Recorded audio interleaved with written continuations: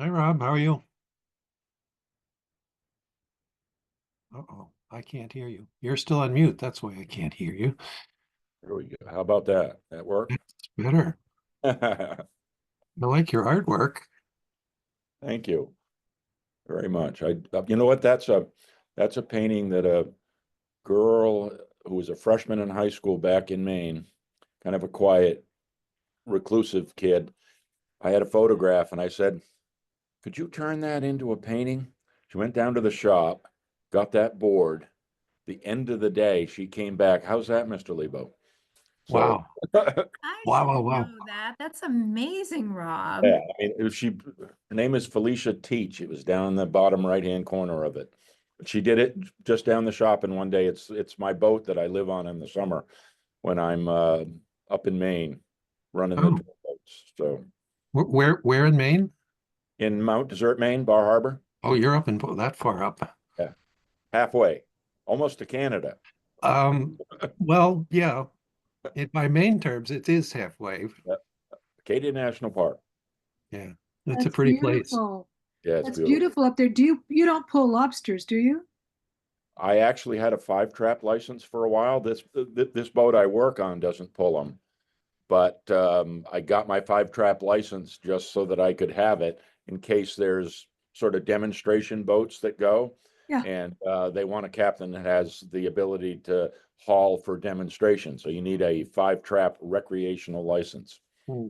I, that's cool. I didn't maintain it, but I used to go out. My brother-in-law, Chris Meyer, had you could get for $10. Was it how many could you get 10 traps for $10 yeah, I here? think in Massachusetts it's a 10 trap license. In Maine, because it's regulated by their Department of Marine Resources, it's a five trap license. It was a 10 trap license, and so I Yep. used to go out with him and pull traps. Oh yeah. Yeah, Boston whaler, right? Got lobsters, right? Yeah. I used to Yeah. pull traps and sometimes we would do the smelly baiting, but it was fun. Loved Yep, doing it. yep, Yeah, it's hard work though, It is. especially when you're doing it at scale. that's for sure. Yeah. I went out with a couple of once, just not once, a couple times, just to say I'd done it for the experience. It's fun. It is But I, I fun. could I, never do it now, not with my back. I mean, it's hard on your back. Oh, yeah.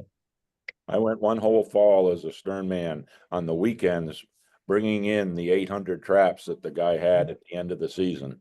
Yeah. So he oh, he would sell the lobsters, but all the rock crabs, he'd break the claws off and give you the bucket of that when you went home. So it's about as fresh a seafood as you ever could get right there. but wasn't that terrible for your back? Actually, worse on your knees and feet because Right. it's October and a little sloppy offshore because they're Yeah. starting to go offshore, not up in the ledges and stuff. So it gets pretty interesting off there. But it was fun. It is fun. It's treasure. I mean, you never know what's going to be in a particular trap. Oh, exactly. There's the big fish with all kinds of Yeah. weird sort of Yeah. things on them that they catch on the bottom and Yeah. sea Like a cucumber. slot machine. And I'm Barbara. Hi. Nice to meet you, Barbara. Very nice to Hi. meet And I've heard wonderful Bob, I I've love heard wonderful things about you. you. I'm just an old codger who tries to do his job is all I am. So That's not what I've heard. well. Barbara. Yeah. He's not an old. What'd you call yourself? He said codger. Codger? My partner on FinCom, Deborah Warren, who's not able to be Yep. here tonight, she says you're wonderful. She is, and I'm here, by the way. Oh, you are here. Yes, Oh my I'm here. I goodness. just came back from dinner. I see you. I don't see anyone else. By the way, she's in Morocco. That's what I thought. Oh This my is awesome. gosh. That's impressive. You may win the prize for the furthest Maybe. income participant. Is it gorgeous, the Casbah? Yeah, it's all great. I mean, everything, as you can imagine. I mean, the biggest thing is the food. We never stop eating one meal to another. But anyway, yes, very nice. Good. I'm trying I to put it emailed you on. just saying, I assumed it was. I saw your email and I haven't, That's gotten no around- worries. Just enjoy. I am. I'm trying to get a way to put you, all of you guys on, but I'm not figuring out quite how to do it here.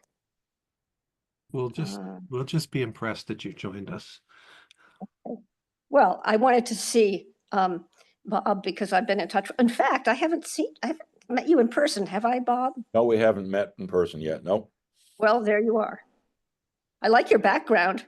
Thank you. That's I just told the story a little while ago. That was a Don't have to repeat it. probably 2 or 3 hour requested painting by a student of mine back at Mount Desert Island High School, probably 10, 12, 15 years ago. And she did it from a photograph and simply brought it back up from the shop class. She did it on a piece of plywood. How's this? So And before we start the meeting, who built the hull? that hull was built on Cranberry Island by a guy named Eugene Red McAllister. Oh, that one I don't know. Well, that's the one on the left. The one on the right, the one in the picture, that's a Grand Banks 36 trawler. That's built in Taiwan. That's a Grand Banks. Okay, got it. 6 Grand All Banks. right. We should actually do something, get something accomplished here. So a volunteer? Can we have a volunteer? And by the vast powers that are whatever imbued to me, I'm exempting Deborah Warren from that. Thank you. I don't have note paper. Well, who else is here? Because Tim and I just did it. Is Tim, anyone else here? Dan is here. Melanie is here. Well, this is somebody else's turn then. Yeah, Yeah. I don't have paper, so I'll do it next week. I can't find paper. Dan, do you have paper? I'm looking for it now. There you are, Deborah.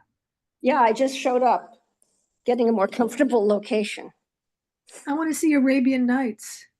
Well, I'll show you my room while we're waiting. Yeah. Oh, look at that. It looks lovely. Yeah, very nice. I have the leopard room. I will take the minutes. Excellent. Thank you, Thank you Dan. very much. Okay, so on that note, it is 6:37 and there is a quorum present. So it's Bob Vanderslice, Melanie Drayton, Dan McMacken, Deborah Warren, who wins a prize, Tim Bell, and Barbara, did I say you already? No, you didn't, but I am And here. Barbara. Okay. And let's see, we are also joined by Tony and Allison, Meredith Thibault, Town Hall, who looks like Sheila, and they're so far away. I don't know who your partner is, Sheila. You're on mute and I can't hear you either. Sorry, I have the vice chair of the planning board, Shannon Bianchi. Ah, Evening. oh, hi Hi. Shannon. Hope everyone's well. We are all good. And Rob Lebo, and I think that's it. No, Patty was here too. I'm still here. Okay. The way Zoom handles it, that it jumps around, the little tiny pictures jump around, so it's hard. Okay. Administrative matters very quickly. First, we do have a set of minutes to approve. We have two sets. We have 2 sets of minutes to approve. The ones that I submitted, I was hoping there would be some corrections on. No, they were great. I already got back to you.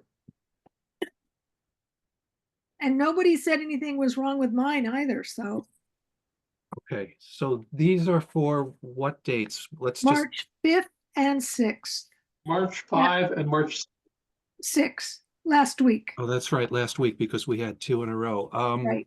Let's approve them with separate votes. So is there a motion to approve the March 5th meeting? I move we minutes? approve the March 5th. Is there a second? I'll second. Dan McMacken seconds. All in favor, quick roll call vote. Barbara, Aye. Deborah, Hi. Tim, Aye. who did I miss? Melanie, Hi. Dan, Aye. And Bob, so I think that's a unanimous vote in favor. Same deal for the minutes of the 6th. Is there a motion? I will move that we approve them, accept I'll them. second. Second, Okay, so moved by Barbara, seconded by Deborah. Another roll call vote. Barbara, I, Tim, Aye. Melanie, Aye. Dan, Aye. who did I miss? Deborah? aye. And I vote aye, so another unanimous vote in favor. The last administrative thing I am aware of is that on not next week, but the following week, March 27th, we were scheduled to have community preservation and culture and recreation. Lynn got back to me and said she cannot make the 27th, so we need to find an alternate date. I think there are two possibilities. We could flip the 20th of March and the 27th of March. So do community preservation next week and then town government benefits, pensions and all of that the following week. That's really up to Melanie and Allison and Tony.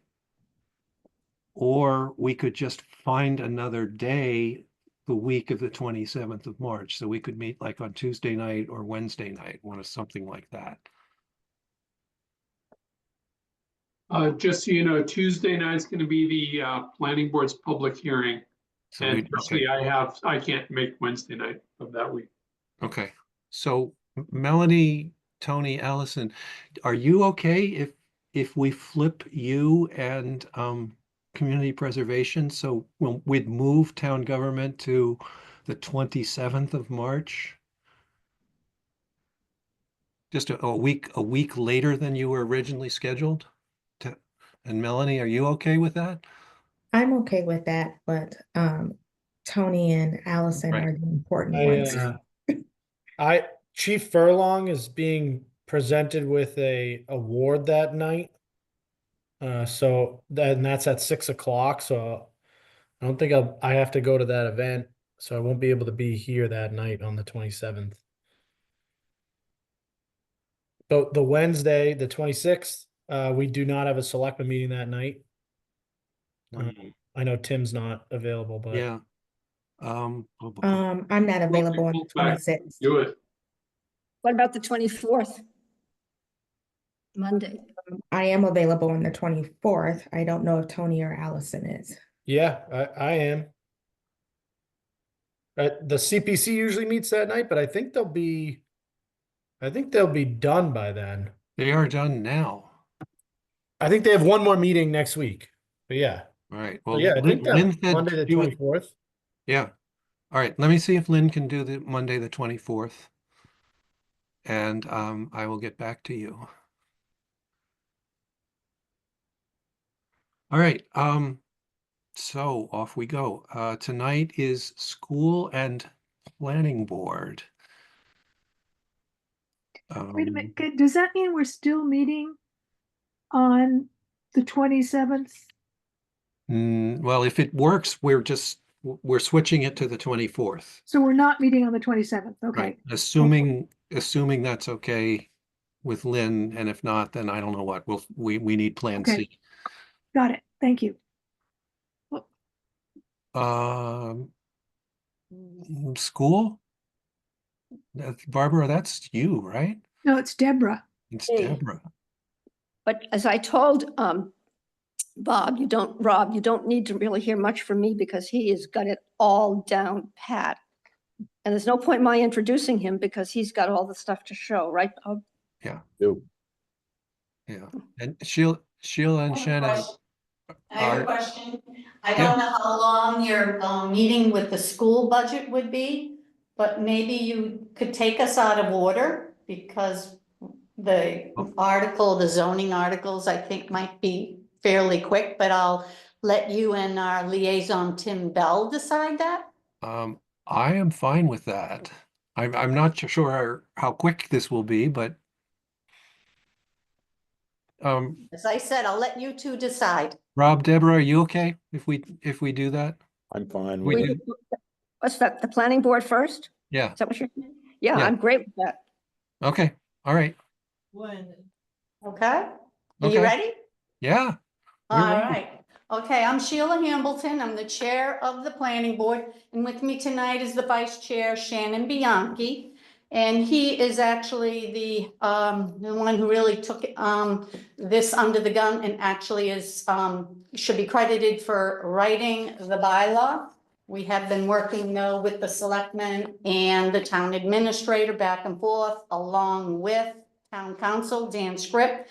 We did have many little tries, but I think we finally have made it, and this is our third time the charm. And I want to thank you for the opportunity to speak tonight about the work that we have put into this article that will be, I guess, right at the moment, it's going to be Article 24, and Tony is going to edit it to read protected use accessory dwelling unit bylaws. Okay, so thank you, Tony, for that, so that we don't get confused, since what we have been working on are the PADUs, protected use accessory dwelling units. This bylaw was enacted last August under the Governor's Affordable Homes Act. And this reform is designed to balance local decision-making with the imperative to produce housing. We are to produce housing, not stop housing. So that's been our role. We have the state's bylaw, and under normal circumstances, it's always been their minimum standard, and we could always tweak the zoning bylaws and bring it to town meeting votes to maybe make things a little bit stricter. But in this case, we cannot make things stricter. There's only, I think, bulk, No, not bulk. basically, it kind of boils down to short-term rentals. Okay, we can't That's it. Okay. Whether or not the town would allow allow short-term short-term rentals. rentals. I know that it's very limited what we could do. So we, I think, have done the best to have the building inspector be able to have a guideline to follow when issuing permits for the protected use accessory dwelling units. Administratively, we have sent the article to the selectmen. They've sent it back to the planning board. The planning board also now has posted it with the town clerk that the public hearing will be on March the 25th. The first publication made it to the Lynn item last Tuesday, March the 11th. The next one will be published March 18th. In that line, we are looking, or I'm planning to have the planning board meet April the 8th to then review the comments by the public hearing and write a decision if we needed extra, and or if we didn't finish our hearing on the 25th, we continue to the 8th. In either case, we're looking at the 8th and or 15th to have a final review so that we can get our report to Tim Bell and you for the book. And I believe you have, hopefully you're meeting, what, April the 17th, maybe a Thursday, so that you can have the book ready to go somewhere around the 18th or 19th for publication. So The trying 17th to be as, quick as possible. And yeah, that the seems to be our 17th deadline. The 17th is our final read, Right. So we would want that to you beforehand, right? or the 17th, yes. Yeah, yeah. So I'm looking at the April 8th, but if our public hearing continues to April 1st, I mean, maybe we'd have to meet twice in 1 week, but we are scheduled to make sure that you have sufficient time to be able to read it. I know that you have your recommendations also to put in. Yes. Yeah, okay. Yep. And the ADU proposed bylaw is on the town's website for all to see right now. So, all right. And so I open it up to questions. I just gave you the administrative side of things All right. and making sure that our calendars coincide. Okay, so I guess I will start. So I'm gonna try to paraphrase back what I heard or think I heard. The state has written an ADU bylaw that we have to follow. Have But have this- have Listen, go ahead. Have we whatever endorsed that or accepted that, and do we have to? Or does that just become binding by the state action alone? it is chapter 40A, and it is a state zoning bylaw. They also issued regulations under the 760 CMR, which is the Code of Massachusetts Registrar 71, protected use accessory dwelling units. Okay, but we're And- we're Can I stuck just with that. clarify, can I Hold just clarify on for once. something? I'm gonna make sure that Tim Bell, our liaison, gets a copy of the 760 CMR, so at least he has something to review on too.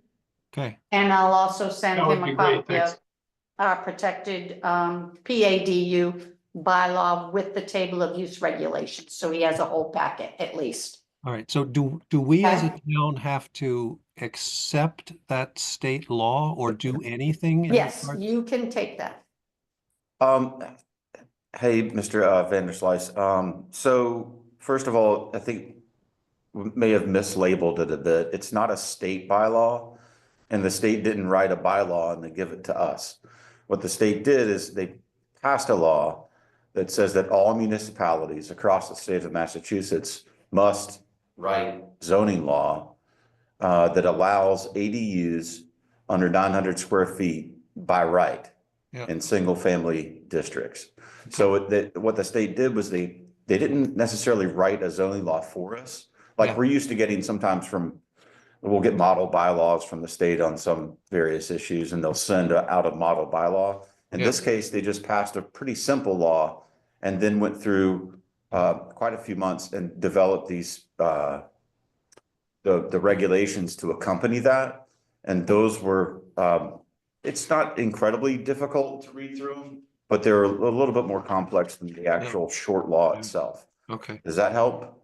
so, okay, yeah, that Even- helps. So we are writing our own bylaw Correct. to comply with state regulations. To comply with state law State, and to comply with the regulations that came forth out from that law.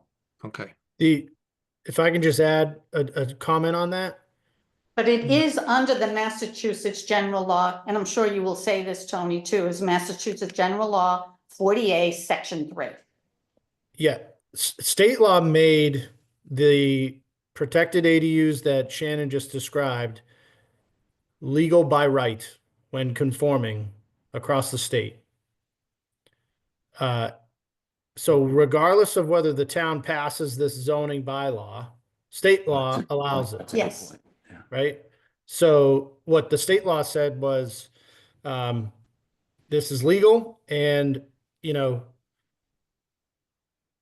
it kind of left the door open, to paraphrase it, kind of left the door open to what's allowed underneath that state law. And they said, municipalities, you can regulate this a little bit more restrictively, for your town, but you can't go, and then they kind of limited how restrictive, what those reasonable regulations can be. So passage of the ADU bylaw actually complies with a way that is more consistent with Nahant's preferences. Without passing it, state law is in effect and we lose some of those Yes. regulations that the planning board has put together, if that Okay. helps. Setbacks and Yeah. things like that. So, Yeah. could I add one thing? Shannon and Sheila are just steeped in this, and so there's some stuff they take for granted that a new person won't be aware of. One of the components of the rule is that you can't be any more restrictive on the protected accessory dwelling unit than you otherwise would for a primary house, other than it's limited to 900 square feet. A confusion about this is it's an accessory building, and Nahant has a rule for the maximum height of accessory buildings of either 16 feet or 12 feet, depending on the roof. But under the, as I understand it, they have to say, well, if it were a primary house, it would be 30 feet. So therefore, theoretically, the accessory unit could be 30 feet tall, just because that's what the rule is for a regular house. If So right, Tim, the quick answer accessory- to that, Wait, Tony, I got it. Go ahead. The quick answer to that is that this new law that the state passed, they're not talking about accessory buildings. You're right, our bylaw does have that in it, but these are accessory dwelling units, and they provide a definition for that as having a kitchen, a bath, and you know, sleeping, sanitary, whatever, and then sleeping. So they actually define that.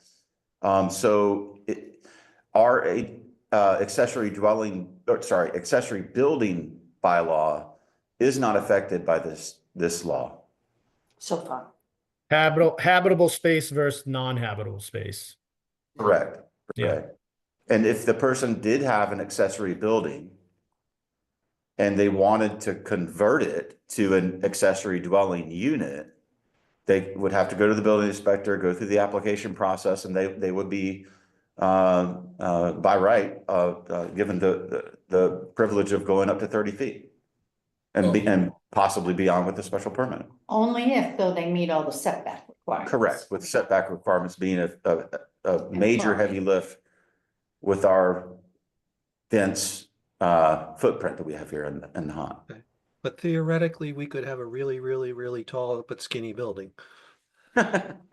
Possibly. Theoretically. Well, it would also seem You that know? as we made changes to the regulations of the building code for primary residences for new construction, that would allow us to enforce those same ones on the ADUs. For instance, we don't want to see connexes mounted on sonotubes. Well, right now, you don't have to do a full foundation on a building expansion in this town. It would seem that type of thing would have a chilling effect on the ADUs, and that certainly is our objective. Yeah, and if I could also respond to that from a legal perspective, those are the exact things that the state is looking for to call municipalities out on for being too restrictive or too unreasonable. And Well, if we had it for our primary residences and a full foundation is not unreasonable, that sort of thing, so that we don't have connexes on sonotubes, because that's the sort of thing that can happen now. If that, is something that the townspeople would feel strongly about bringing up, and if you yourself would, then we probably could pursue an amendment on the floor to include foundations. This board didn't do that. We didn't look at that. I just use that as an example. Yeah. I would say that we would go through all aspects of construction to make it as high as any in the Commonwealth. So we wouldn't exceed anyone in the Commonwealth, but we could have the highest construction standards for our regular residences and then apply them to these ADUs to create a chilling effect on their construction. I see that. I would say that we looked at, there was not exactly the same thing you were talking about, Dan, but we were looking at some of the other stuff that's in our existing bylaw that may need correction. And we opted not to do it because of the appearance that it would look like. We were trying to be more restrictive in single family just so that we could be more restrictive on ADUs through this process. So we opted not to do that because of the way if you read the regulations that the state wrote, you know, every line is you can't do this, you can't do this, you can't do this. It's not you can do that or you can do that. It's the state took an approach that's very clearly trying to limit what towns can do to avoid allowing ADUs. So we didn't want to give that impression, but what you're saying is something I think, would be legal based on the letter of the law, but might not be the right time to do it now. I'm gonna say that Especially with this discussion. and we've talked about changing and modifying our overall zoning bylaw to Right. possibly do that, but not at this meeting. Does Yeah. this new ADU zoning bylaw reference the existing zoning bylaw and say, yeah, that's the same as over there? Or does this rewrite all of those specs? Yeah, no, section Um, 15. It creates a new section 15. 15 for the ADU part, and then it amends the table of uses Uses. chart, which is in the existing zoning. Okay.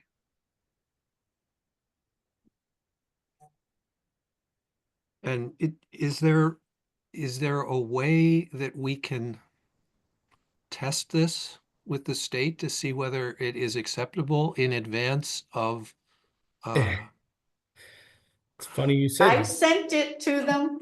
Tony, I can say that I sent it to the Executive Office of Housing Livable Communities. I have sent it to the MAPC. I have sent it to our abutting communities. I sent it to the Attorney General. So, well, I'm waiting. The Attorney General sent us back, the Attorney General's office sent us back comments late this afternoon. I just forwarded those to you, Sheila. I haven't had a chance to look through them all. Okay. We knew that this was a possibility. The timing, how this timing works out with the publication in the paper and the public hearing process and the recommendation process, which is all dictated by state law, didn't allow us to wait for the AGO's comments before starting the process. So if the comments we received require any sort of language changes, we're likely going to have to deal with that at town meeting. Okay. And we can forward this on to, I'll forward it on to, Tim, my liaison, so he can, obviously comment too. Okay. They didn't make any direct comments on the document. No, it's just like comments on the side. So we'll have to go through them with Yeah. Damon, and I think it Yeah. would be, as I wrote in the email, I said we should maybe try to figure that out and have if they do require changes and potential floor amendments, having those kind of ironed out before your public hearing so that we can tell the public in your public hearing, like, these are changes that we expect to need to make, just to try to eliminate some confusion. Yeah, that would be great. I mean, we're currently driven by the existing zoning bylaws and construction standards as published. Does that preclude someone from putting a trailer on cinder blocks? I don't know. I don't know the answer to that, but I think that it's certainly the sort of thing that we want to know the answer for as we go forward. We might call that a mobile home. Or something like that, you meaning if it's something that that you would live in? Yeah, I Dan? mean, yes, I mean, some of those mini homes, you see all of the homes that are made out of shipping containers. It's actually a pretty good Right. technology. There's a lot to be said for it, but these are the kinds of things that if we don't have a methodology to exclude them, I know we have. that we It's in our will budget. find some of our neighbors. Mhm. So But- Dan, the state said in their regulations that we can't apply design standards to these ADUs. The protected ADUs, we can't say what they're gonna look like. And so I would, I mean, But you we know, can say what our existing housing looks like, our existing single families, and the ADUs can be required to meet those same standards. Is that correct? I think so. The I- way I- I in would read the in law. I think we probably have something in our existing zoning that doesn't And I think allow we do. what you're, the hypothetical that you're bringing up. Yeah. I think the other thing too on this, Dan, through the planning board and Sheila, Yep. through her role as an assessor, they did a lot of research on, what the potential impact the town could see through this. The way that this is written is you really are only allowed the protected ADU by right if it's conforming. Or if it's converting existing space of a if you're changing your attic in a non-conforming building to an ADU, something like that. So most properties in town, in order to, if you were thinking about like new construction of a completely separate unit, most of those are going to require a special permit. Something like 70 something %, right, Sheila? Or, yeah, 75 maybe even, yeah. So I don't think you're going to see a ton of, and they also, with the planning board, they limited to just one. So most properties, you're not going to see new construction by right. Because most lots don't have the space to do that in a conforming method. Also, even if you're converting a previous non-conforming space, there's a parking space requirement. Correct. For that additional use. In addition to the parking spaces required for the principal single-family dwelling unit. So those require 2. So an additional unit, we have a minimum 1.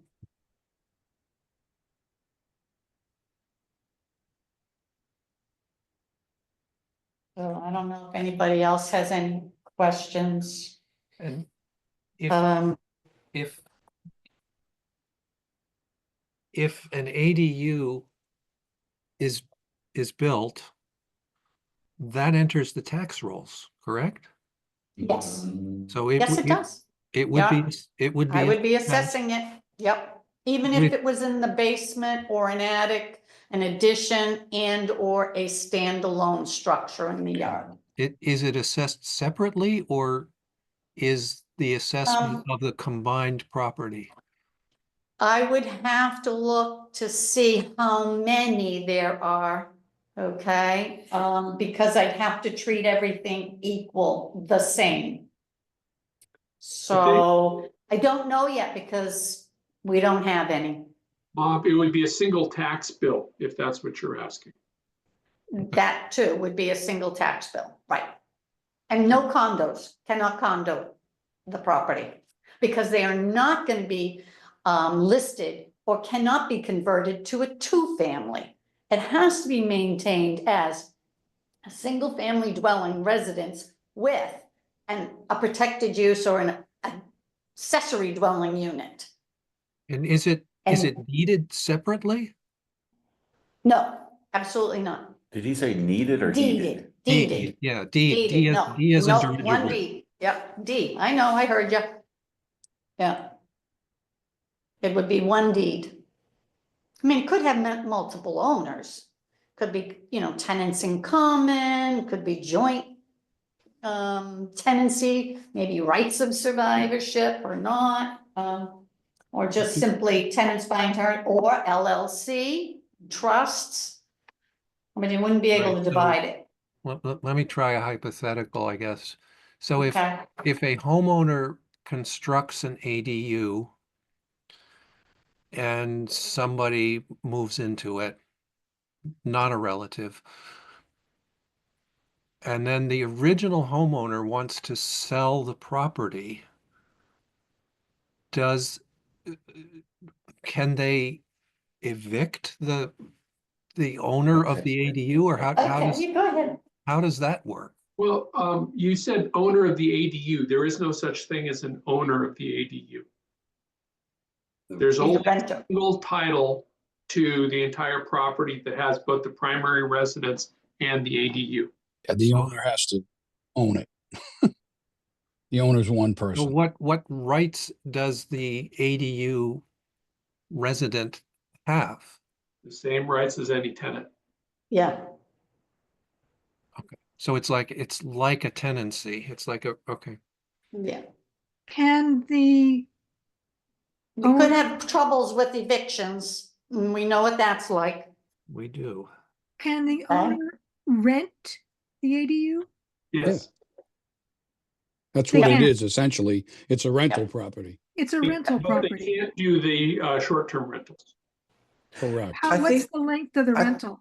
I think one of the things that the state was really focused on here was creating housing stock. So just to answer your hypothetical with another hypothetical, which is, let's say that I want to downsize, but I don't want to leave Nahant. Mm-hmm. So then I just move into the accessory dwelling unit and then maybe allow my child who just got married to take over the main house and there's no rental. But we did put a 3-month rental consecutive 3 months time limit on the minimum amount of time to be rented. And we did that for a couple of reasons, but they don't have to be rented. And I think there's been a lot of discussion in town, even with our previous meetings over the last year, about the need for affordable housing and this, that, and the other.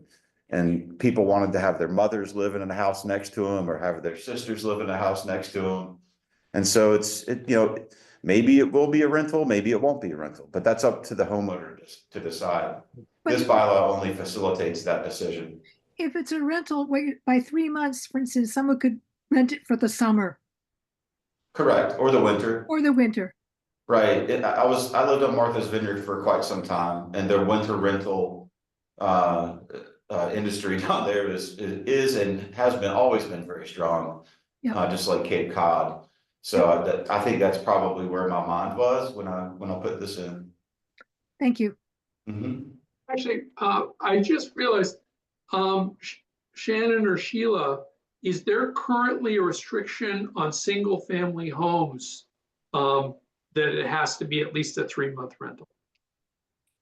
No. No, So if the ADU restriction is it has to be at least a 3-month rental, that sounds more restrictive than a single-family home. well, we do have a provision that we just passed about the short-term rentals. Right. And that's 28 days, Tony? Yeah, if you want to do short-term renting, so anything less than 28 days is considered a short-term rental. Right. Our zoning bylaw regulates where that can occur, and our general bylaw requires that you get licensed with the town. And we had a question about this bylaw prevents short-term renting of the ADU.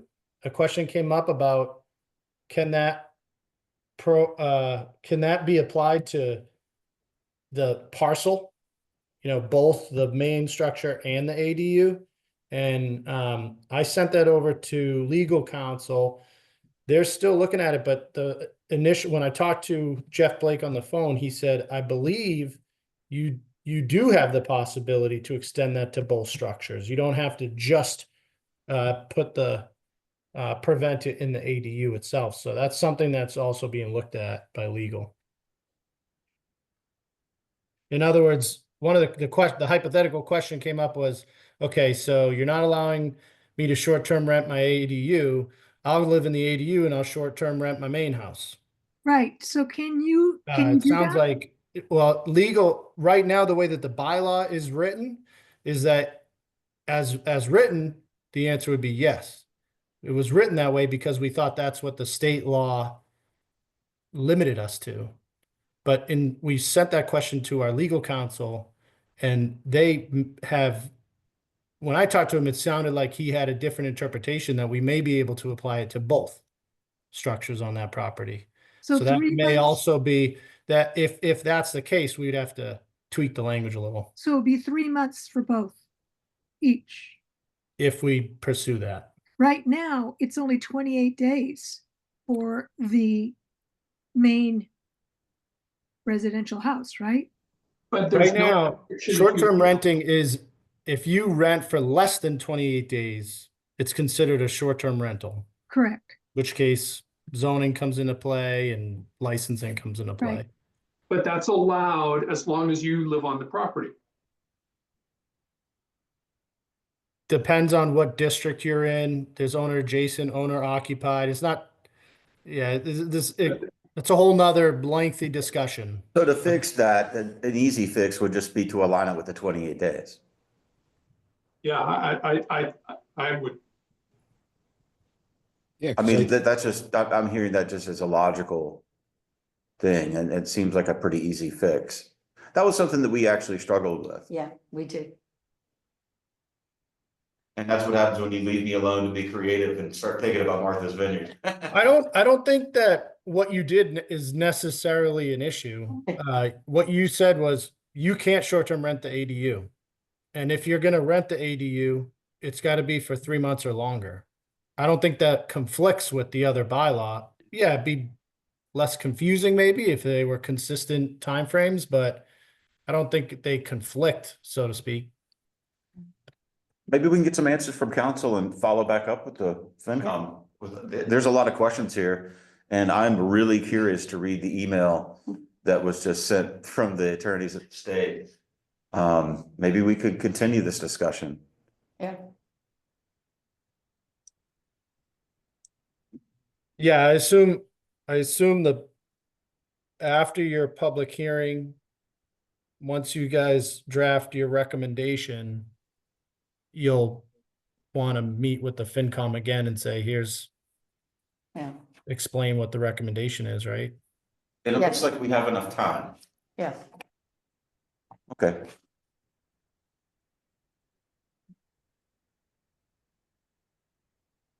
I'll try and make it to at least one of your meetings after that. How does that sound to you, Mr. Vanderslice? I'm not sure I was following that whole thing. Oh, about coming back at a future time. No, with that's more- fine. With more If this- information? Yeah, if this improves it, absolutely. By all Yeah, means. the email from the state, I think it's really important that we read that and kind of digest that a little bit. Okay, so when you've digested and you think you know how much time you need to react, let us know Mhm. and Okay. we'll be happy to entertain just about anything, I think. Well, within reason, obviously. Yeah. So Bob, I can tell you that, I've already posted a planning board, meeting for next Tuesday, March 18th. And it does include any further talking about our ADU. So, And so just as a side note, before we sign off for the moment or for the time being, just a side note on this is as a cost to the town, you know, we did put in a portion about utilities, saying that you can't go for extra street connections, you know, for sewer, water and things like that, because we didn't want the town to absorb that cost. So that from a financial perspective, and I know this is the financial committee, that's something that's really positive about what we produced. I think if you divide up your utilities, then you're basically designated. I don't believe it would be an ADU. I believe No, that it's like a would, difference. It's like Yeah. a single home. It's like yeah, it would move it's a that into multifamily. a Changes the district. multifamily. Exactly. right. And this isn't supposed to be a multifamily. No, this is like a modern day version of a granny flat. Oddly enough, though, the state did not require that, but they gave us the option to require that, and we took advantage of the option. Right, Right.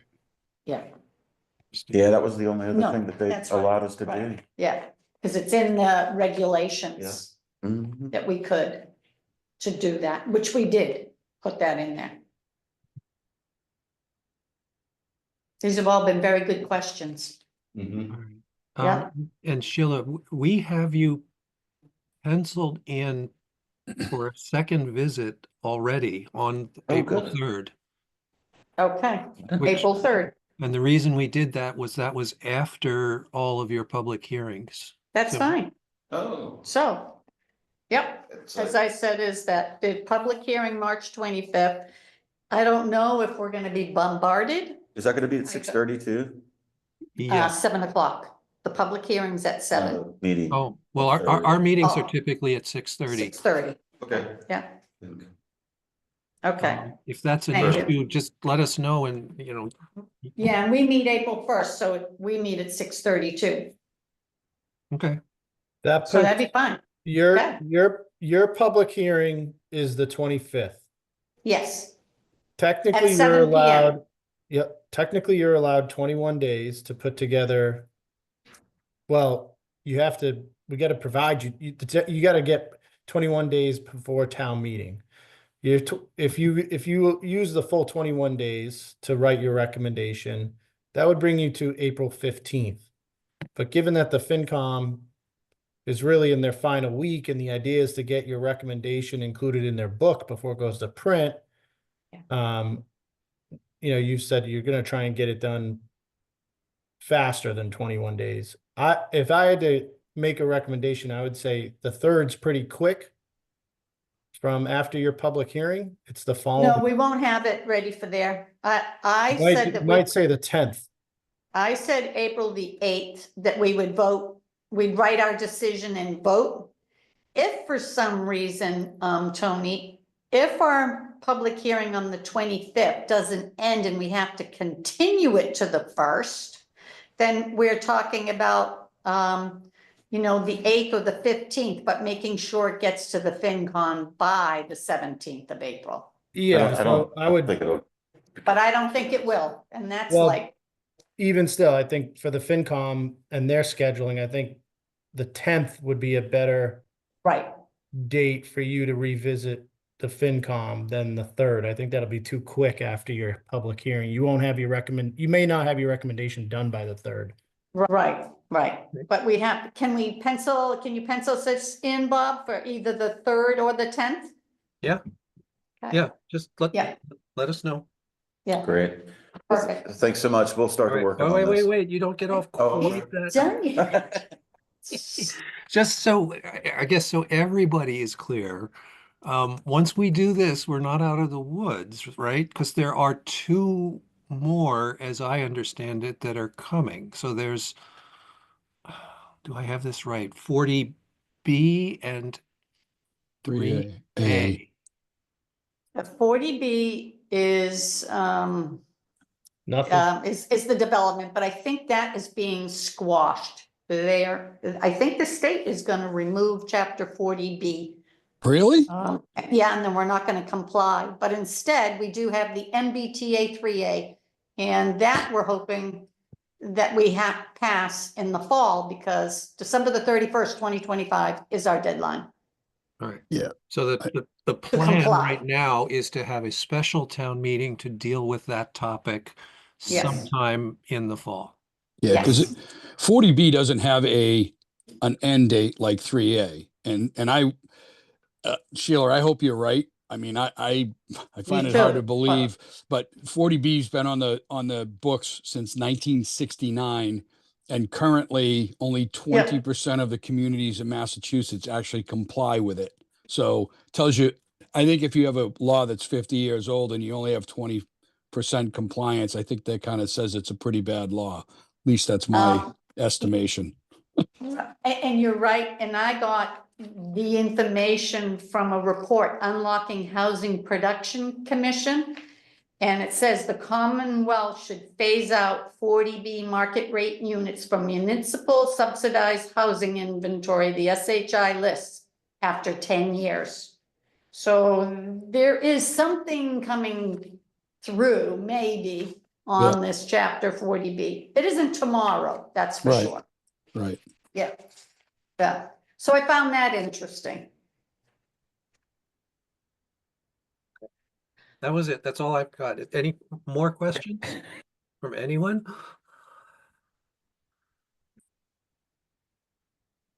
I No? want to thank you all for tonight, and I look forward to seeing you again. And Tim, we'll be in touch then, okay? Frequently, all right? And I will send you the documents that I promised, which is the actual protected use article, along with the 760 CMR and the table of use too. But I think that's gonna be all as one package in that one article, Great, thank you.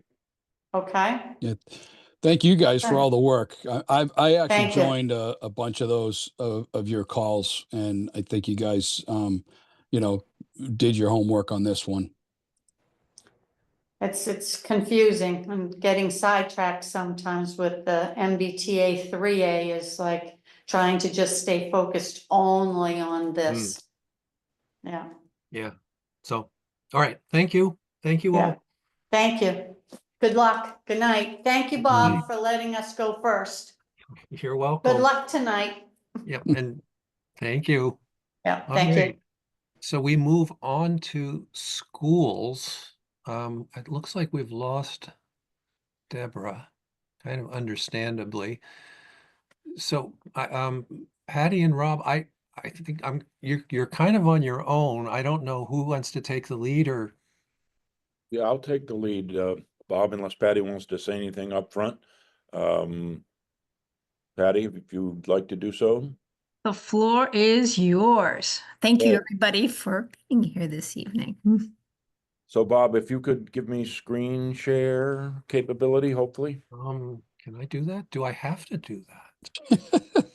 I don't know how to do that, but I'm You see the share button on the bottom. If you yeah. click on that, it says allow multiple users. Multiple participants can share simultaneously. Yep. All right. Then Rob, if yours looks like mine, I guess you click on the thing at the bottom that says share. Yeah, I think I'm about to appear. Does that Yep. show up? Bingo. Yep. Yeah, there you are. I'm gonna boot up a PowerPoint. Oh, where'd he go? Down in the bottom corner. Twice. Can't do that 3 times. It's one of those Macs. Jeez. There we go. But it's not. I think you want to enter full I've got it screen. figured out, but I'm not sure. Here. That didn't show, did it? No. Oh, so hold on a second. We were seeing it. Yeah, we saw it. Right. Of course I didn't. So I'm gonna stop it and boot it up again, hopefully. Sorry about that. You'd think after COVID and doing hundreds of board meetings this way, it would show up, but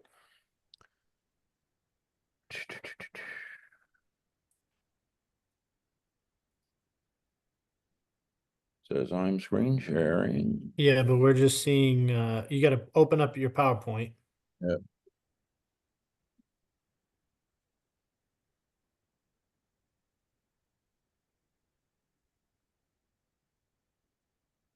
That's not working very well. That's not good. How about that? There you go. There you go. If you go to slideshow at the top, There, that there should you work go. right there. You got it. You got That's it. it. All right.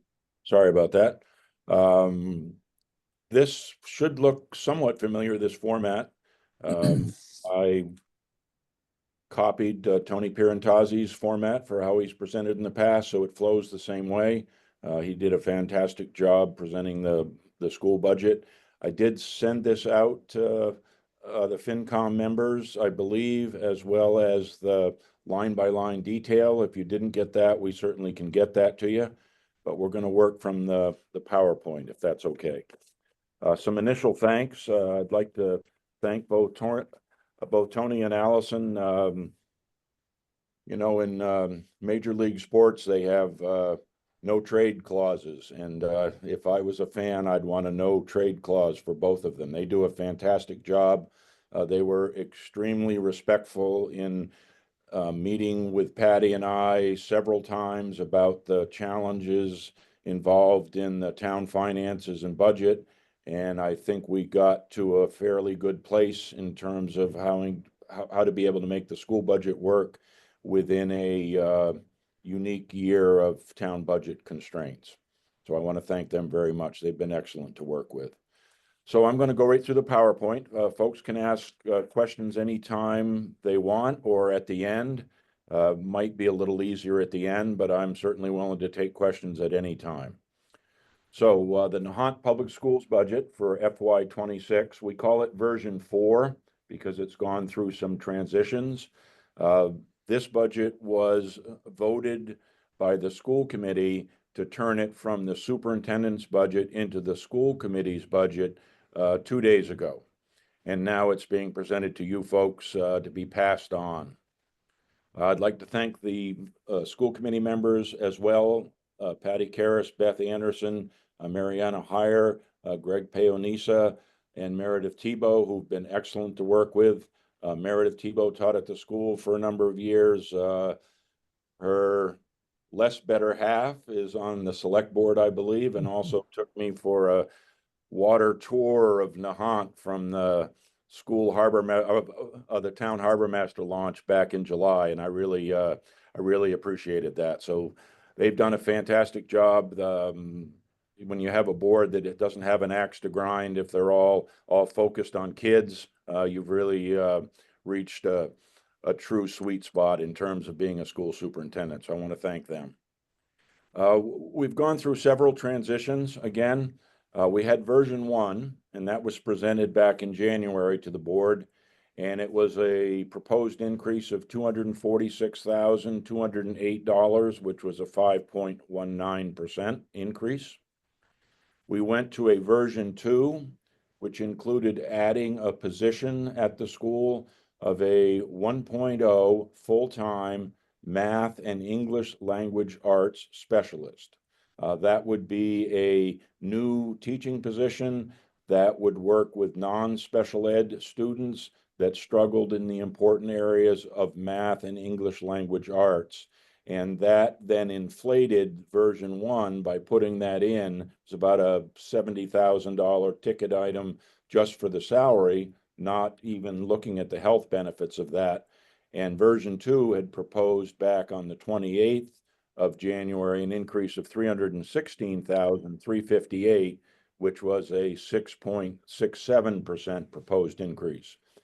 We then met with Tony and Allison. We found out that the total available amount to be able to put to all town departments had a 3 in front of it. It was in the 300s, and the school obviously could not dictate that entire increase. So we went back to the drawing board. On the 25th of February, we had a version 3, which had taken out that position. Also, we had some fairly good news from the vocational center that our rate at that institution would be a little less due to a drop in enrollment. We had taken out that math specialist, and the budget increase at the time was proposed to be $112,109, a 2.36% increase. The school committee at that meeting was very interested in trying to see if we possibly could have that specialist survive in some format. They directed me to go back to the drawing board, create a version 4 that tried to work within town resources and come back with that to them. On the 11th, just a couple of days ago, we were able to propose what we call version 4, which you'll see tonight, which is a budget increase of that same figure, 112,109, 2.36%. And it includes a math, English language arts specialist, but at a 0.4, slightly less than half time. That would be a 2-day-a-week position, and it would not involve health benefits. The target for that kind of individual is probably not a young, upcoming, aspiring teacher, because without health benefits, part-time employment, it's just not going to work very well. Most likely that position would be a seasoned, experienced, newly retired teacher who didn't need the health insurance and would like to keep their hand in education, working with kids, not having their own classroom, but really making a difference in the world of kids that are challenged in those two areas. So we have worked up a budget that includes that 0.4 full-time equivalent, 2-day-a-week math, English language arts specialist. I'm gonna make that panel a little smaller. And where did my PowerPoint now go, Tony? What do we?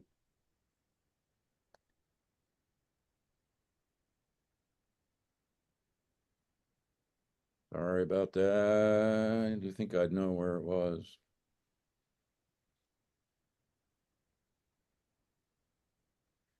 Is that in the middle of the screen, right above handout? You have so many things on your desktop.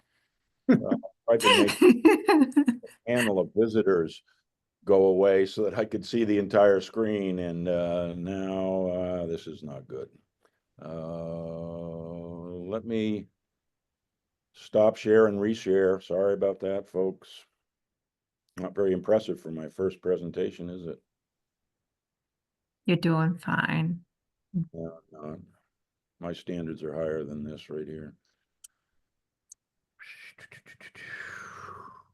Says I'm screen sharing. There's my PowerPoint. There we go. All right, I'm going to leave the panel there. You folks see that okay? Yes. Okay. All right. So the next slide shows the Nahant Public Schools budget changes from FY25 to FY26 as proposed. As we just said, it's 112,000, and that little panel went across. I got to quit moving my cursor. 2.36% increase. Total school budget increase, 4,854,000. And then my little panel is cut off a little bit. And there we go, 411. The Johnson School section is minus $74,560. The district section, which composes the individual budget line areas of the school committee, superintendent's office, high school tuition, and special education tuition, shows an increase of $190,859.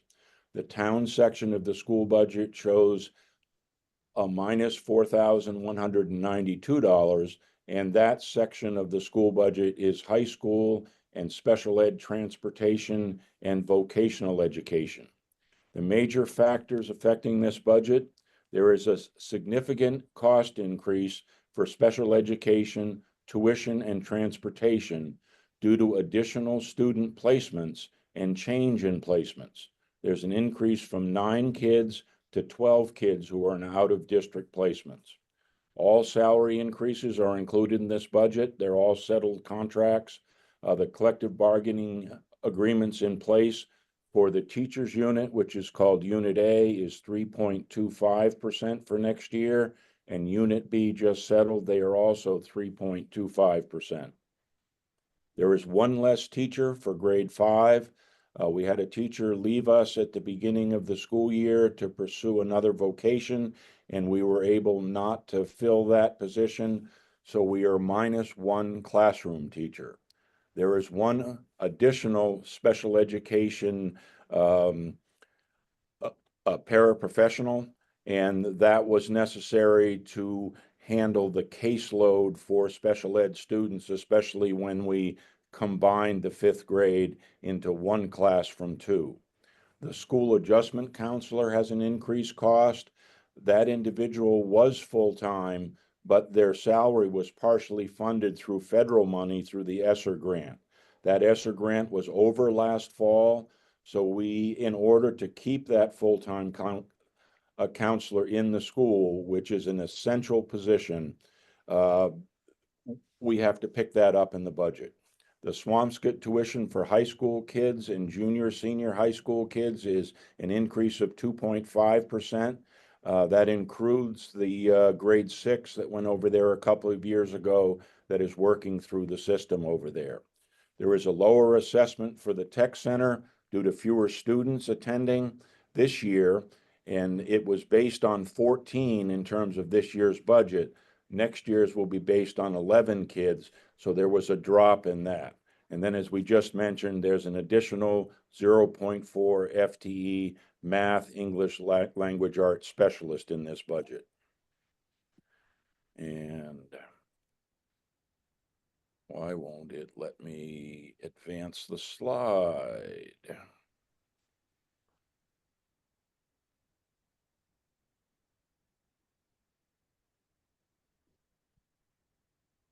Not sure what's going on. I can't advance the slide. This is not good. Why is that? Makes no sense. You want to try reloading it, Rob? Well, I guess, but No, it just Yep, changed. changed, yep. there we go.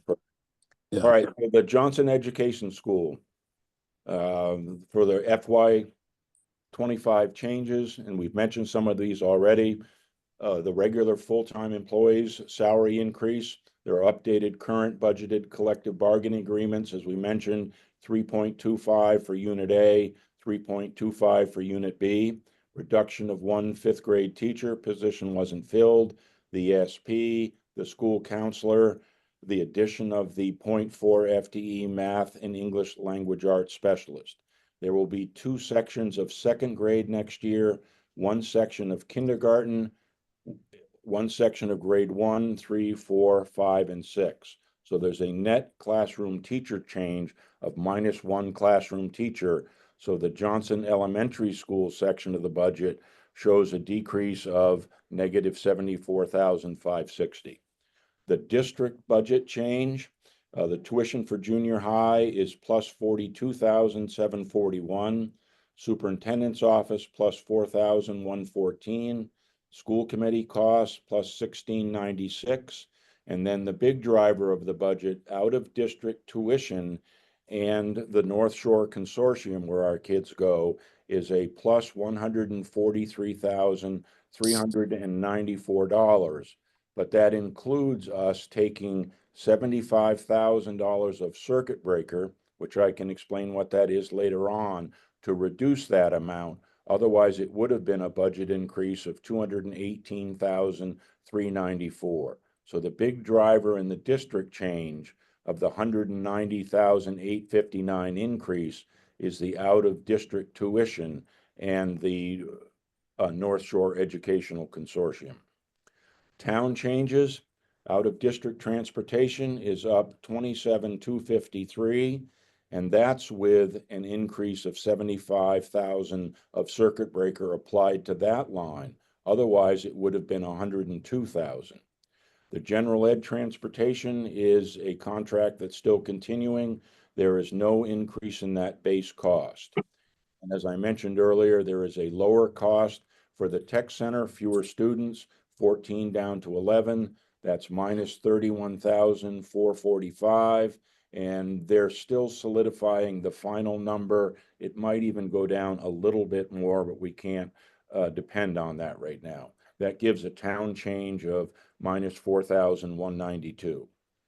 The way the individual groups are set up as compared to FY 25 and 26, the Johnson School section is again minus 74,560, minus 4.03%.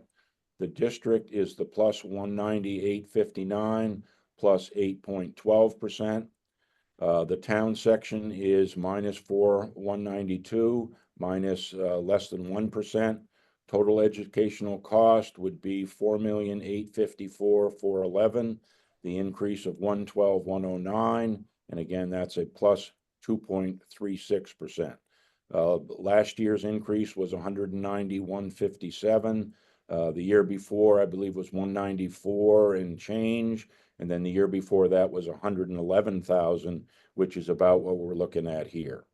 And this shows that comparison from FY 23 to FY 24 to FY 25 and FY 26. I did add a slide that shows enrollment. If anybody had any questions on that, we could go back to that and be willing to answer any questions relating to the PowerPoint. or any part of the budget. Hi, you said you were going to define what circuit breaker was and tell us a little bit more about that. A circuit breaker is a law in Massachusetts that if it's fully funded, will give you 75% of the amount above a figure called foundation. There's an expected amount if a child has to be placed out of their school in a special ed program, that you have to basically pay a foundation amount that they say the town should be able to pay. And that figure now is around $54,000 per student. And then any increase over that amount, the state a year later will reimburse the town for 75% of that amount. And you then get that back and it becomes circuit breaker. So with those number of kids, if they're over foundation, any amount over that, a year later, you get back 75% of that.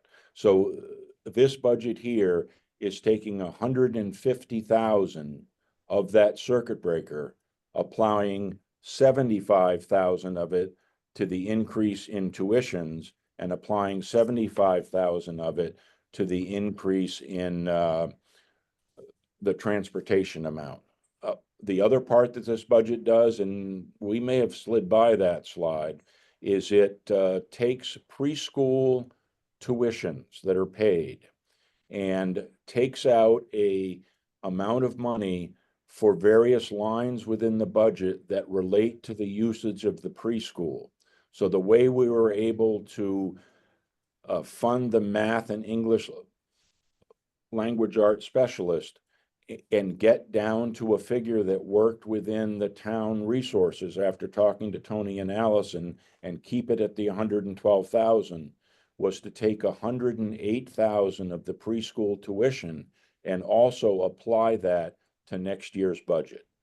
So by virtue of those changes, the circuit breaker and a few line changes that we trimmed just as close to the bone as we could get, and then the preschool tuition, we were able to get the increase down to that 112, the 2.36. And the only other comment I guess I would make is the use of the preschool money every single year would be difficult to do. We can do it for next year, but after that, it becomes uncertain whether we could do that every single year, because the preschool tuitions right now also fund the salary of the teachers that are in that program, as well as the paras that are in that program. And that has a program revenue of around 200,000 a year. Expenses for those salaries are over 160,000 a year.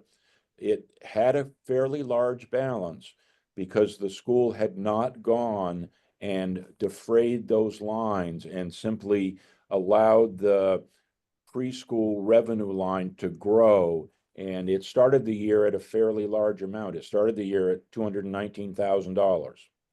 By virtue of taking out the 108, paying for the cost, it'll have approximately 102,000 left in it next year. So if you play that out forward 2 or 3 years, you simply would not be able to do that without a very large increase in the preschool tuitions. So I'd be willing to answer any questions that I can. Yeah, I have a question. I'm very glad. Can you hear me? Yep. Yeah, I'm very glad to hear you say that you're not planning on continuing the use of the preschool funds for a couple of reasons. First, I know how popular the preschool, I have, relatives in it. I know how popular the preschool program is. And I'm assuming from what I've heard that the preschool is a feeder for the rest of the school. Am I correct? Yes, I mean, those kids, once they become kindergarten, come into the regular school Right. program. But And so if they're in the preschool and they like it, then they go on to kindergarten and then they continue on. And that's very good. Right, and our intention is to keep this going. It's there's nothing about dropping it off, or anything like that. And we are not going to drastically raise the fees. We did have a decision the other night because the fees had not been adjusted for 5 years. And So they're that's gonna not go up, sort of they're keeping gonna up go up with somewhat, but not a lot, is what you're saying? it by 2.5%. Okay, And because, and that number, I think, is a reasonable number, especially in a fund that had not had an increase for 5 years. I do think that it's a good practice not to carry a huge balance in that line, and every year to look at how you can apply those funds to areas that are used, like the school nurse. A portion of her salary is in that 108,000. A portion of the counselor, a portion of the custodial fees, a portion of the heat, a portion of the lighting, relative to the enrollment as it compares to the rest of the enrollment. And I think that's fair because that's a usage fee for that program, that a small portion of those lines that the program uses can be used and defrayed. But this action here takes the entire amount of the 108 to be able to get within the budget parameters. In a future year and in past years, except when they had other federal funds they could go to, there has been a practice of, as it gets to this time of year, saying, okay, our budget is a little out of whack. We should draw some money from preschool from various lines and apply it to those. And that's been a practice that's happened in the past. I don't think it was a good thing to be carrying a balance of over 200,000 and having it grow. And then even someone paying fees would say, why are my fees what they are when you're carrying such a large balance? And I think that's a very good question. So I think it's appropriate to apply a fee to the usage of those particular lines within your budget. So I hope that answers your question, but there's no intent to have preschool go away. There's even a hope that we can increase the amount of time in preschool. that's what I wanted to hear you say. Yeah. That was gonna be my second question, that I Right. was hopeful that you were thinking forward. Well, that- right now the kids come half a day for preschool, and then some can stay on in something called lunch bunch. But that's not an educational component of the program. It's a way for the kids to stay in school, but not necessarily further their education beyond the half day. There are many schools in the Commonwealth that are offering full day preschool, believe it or Right, not. I know that. Years that's- ago, when I was a young teacher, there was even a question about kindergarten. And I can remember people standing up at town meetings saying, oh, that's just a glorified daycare. Now, I can't believe anyone would say that about kindergarten now. No, they wouldn't. And from what I've seen, I can't see people saying that about preschool. That's an important time for them to get socially ready for school, to start reading, to start forming their letters, to start doing math, and then hit the ground running when they become kindergartners. And I can remember the years of half-day kindergarten. You had morning session and afternoon session. I taught that. So I think that we're going to get to a point where if kids can handle it developmentally, that we'll approach full-day pre-K at some point. I agree, and that was where my second Those are question. our goals. So I hope I've switched Excellent. an Excellent. impression that we're trying to have it disappear to, no, we're having to maintain it and hopefully expand it at some point. That's what I wanted to hear. I think that's excellent, and that is definitely the trend. That's preschool policy is one of my specialties, and that is the direction it's going in. So I'm very glad to hear that you're hoping to make it go in that expanded direction, which is appropriate. Thank you. Good to hear. Rob, thank you for being here tonight. Barbara is the educator among us, and we look to her to being able to scrutinize what we're up to at the schools. And my question is, as we've had to step back from the incremental hire for mathematics and English language for non-special ed students.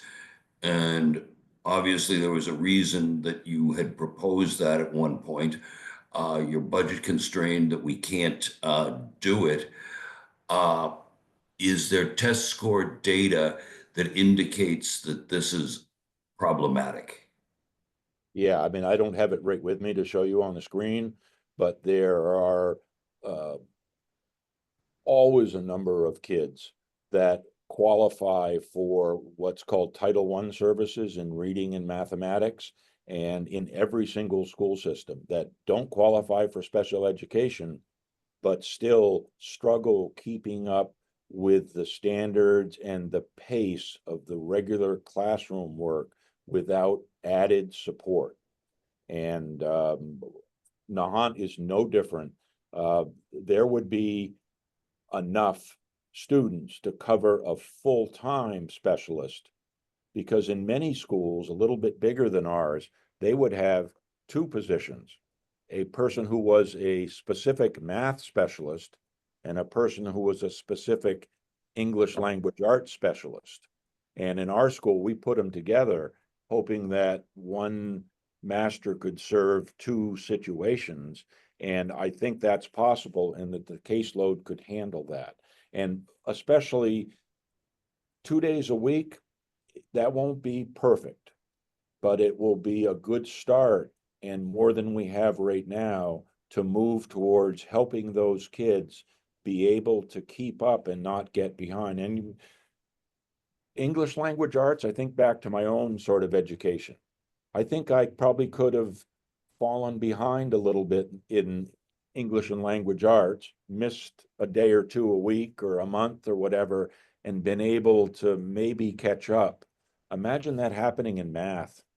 Once you're behind and the subject continues, you are in a world of hurt, would be the word we would have used years ago.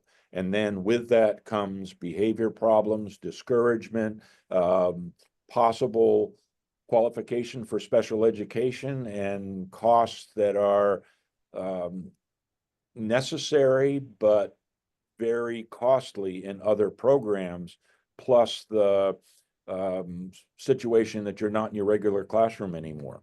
So in this situation, the specialist would come into the classrooms, help those kids out, would take them out for a period of time out of the classroom, work with them specifically.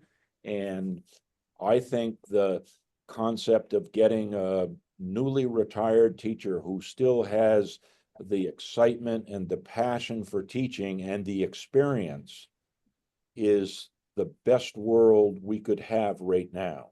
Ideally, you want to have a full-time person, but our alternative when we looked at our budget was wait till next year or the year after when maybe times are better. And I had a directive to try to come back and fund it.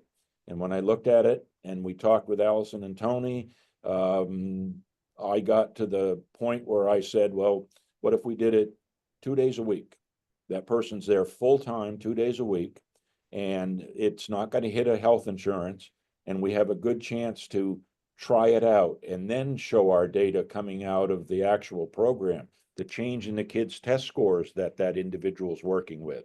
And to me, that's the holy grail of the program. But the question is, there are kids in every single town that follow the entire sort of range and scale of abilities. And it doesn't mean that they're not intellectually capable. Sometimes a kid has just a different way of looking at something. And when they're with somebody one-on-one, maybe they're a more visual learner, than an auditory learner. I know I'm a visual learner. And if I'm sitting in a classroom where that's not there, but the person who takes me out is able to show my math lesson in a way I can see it and maybe understand it. Let's say that, back in Maine, all I want to do when I'm a kid is be a lobsterman. And I go into my regular classroom and there's 20 kids and they're doing a math problem that talks about the number of corn plants in Idaho or whatever. Imagine what happens to my mind as a third or fourth grader when I'm dreaming of buying my own lobster boat and going fishing. But if that person who takes me out can say, let's figure the number of traps and the amount of lobsters you catch and how you sell them and how much your boat costs, and turns that math problem into something that excites me, that I can relate to, the world is your field ahead of you after that. You get excited again, you want to learn it again. Teachable moments are so important. Those are difficult in classrooms of 20 kids and one teacher. But when you have a specialist who can know your learning style, know your passions, know your dreams, and help you with that, that can make all the difference for you for the rest of the years you go to school. And you need to do that early. You can't wait till a kid's in high school or even in junior high. By that time, you might be too far behind to ever catch up. And I am committed to that kind of concept of really, really good teachers, which we have here, but they have caseloads that it's hard to individualize, and a specialist will do that. So I will just tell you that's money extremely well spent. And I've been in education since 1976, so I've sort of seen the entire run. I taught biology, physics, and chemistry in high school years and years ago. And I've seen a lot change, but the necessity for those individuals now is so important for all kinds of reasons. And I will carry that passion until the last day I'm in a school building. So that sounds like a speech, but it's a passion and a dream. No, So- you're right on, totally. And all of the data shows that. Do we get Title I funding? We do get title. Well, right now we do. I know, thank you. I don't know what happens when you have half your education department at the federal level gone. And I'm not doing. And I'm not trying to be political. I'm just saying that's what I hear on the news, one way or the other, that there's a attempt to reduce federal grant money and give it to the states and let them distribute it. That might be great, as long as it really happens. I think the states could probably distribute it maybe better, but we have a real question right now of what happens to Title I funding, what happens to special ed grant funding. We don't know right now what's I happening. know. I have been, Half the I'm not to be education political, department, but I'm with you on federal that. level. So It's, I'm not, I hope I don't sound too no, political. no. We're together on that. As an educator, if the federal Department of Education is done away with, that creates problems for educators, not only in Nahant, but in Lynn, in Rockport, in Bar Harbor, Maine. It creates a does. real problem because Serious. a lot of money that is paying for salaries we have right now that don't come out of the town and Nahant budget.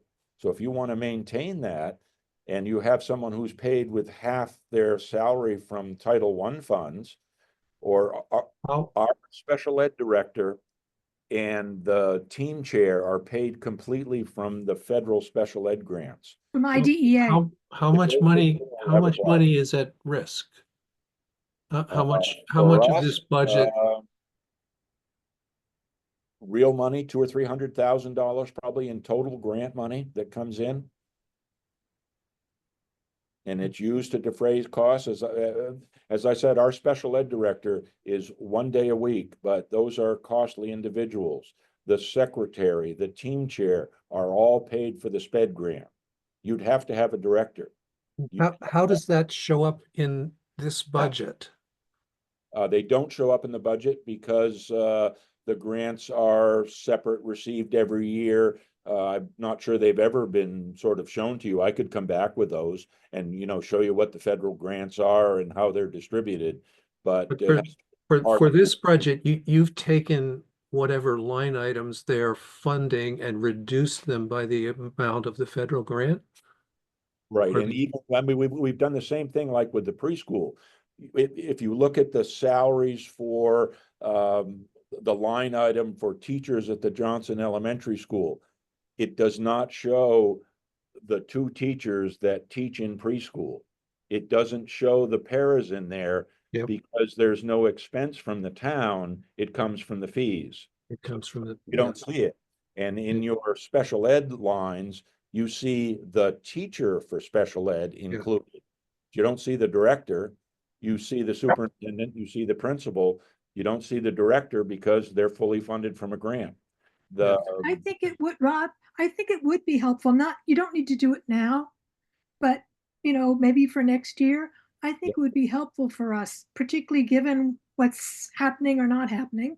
Especially if things change, because that's, I mean, you don't see huge yearly increases every year. I mean, No, I know, but I think it'd be helpful if you could break Yep, out I and can do just that. show us what comes from Title I and what comes from IDEA. Yep, I can certainly So do that. we have a sense I can certainly do that. for next year, not now. Yeah. But But- I assumed that we got it, but I didn't know how much. And of course, it's very important, Yep, I can show that. very. Right. So Thank you. another, I have a couple questions. This year, we've gotten the budget to where we want it to be. We funded it, in part by using unspent and accumulated special, not preschool funds. So that's like a one-time thing, right? It's a 1 or 2 year thing. Tony and I have Yeah. talked about that, and Allison, it can't be at least in my opinion, that they certainly can weigh in, every year solution to an overage. It's a way to allow the budget to work within your resources and your Right. constraints. So, but what happens when that's gone?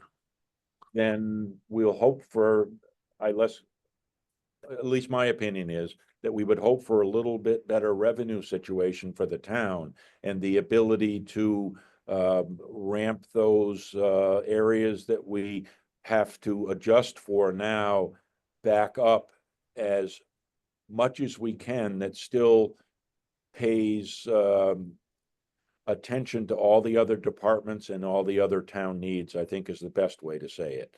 But once you go down, the only way to get back up is to have an increase in funding. So, I mean, there's some, debt that comes off in a few years. Coast Guard housing theoretically then becomes housing that's available for the town, increase in their ability to have the amount you can raise through taxes go up. That's an amount that everybody will need to, be able to look at for their own needs. But I can't say that we could do this every single year with that. You certainly can do the circuit breaker part of it, because that's what circuit breaker is there for. Circuit breaker is to cover unusual sped expenses that are high. They even have a emergency relief section of circuit breaker that if you're over 125% of the years before's sped expenses, you can get some money back in the year of that overage. And I think last year you even got that back. Extraordinary relief, they call it. Okay. This year, we have increased sped expenses in this year's budget, the one we're in right now. And we're gonna probably need some assistance with that as the year ends to be able to balance out this year's budget. And we're using circuit breaker for that.